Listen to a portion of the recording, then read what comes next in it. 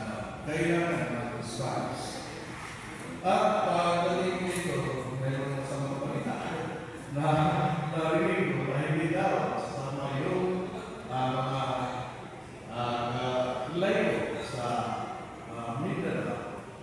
Dahil po sa isang masama, kasunod nila ay sa pagtulong sa Sarata, sa Libo, o sa Libo, o sa Northern part o Cebu. Noong isang araw ay basa na ito, nakatulong na rin daw yung pagyanig, kaya nandun pa rin yung sinasabi ko natin ako. Alam ko po, tayo lahat ay ako. Ay takot po tayo lahat, hindi lang sa Mindoro, hindi lang sa Baguio, hindi lang sa Baha, mas lalo nagkatakot yung sitwasyon po kayo.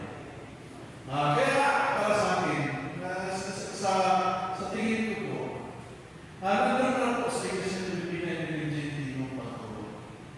Nandun na po yun. Nandun na po yun sa puso natin. Alam ko po na tayo po ay tulong. Pero kung mas na tatawag tayo ng capacity building, buti ibig sabihin na may po pangangailangan ang life. At itong pangangailangan ng mga life, dapat natin tugunan. Dapat tugunan ito ng mga pari, dapat tugunan ito ng mga obispo.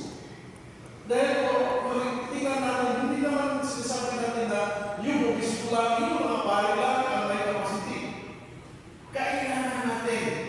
Kasi nung nanonood ako nung bisita tayo doon sa US, nung last month, nakita ko po yung ginagawa ng mga layo. Kung wala ang mga layo, wala ang mga simbahan natin sa US. Kayo po ang mag-asa. Yung mga bahay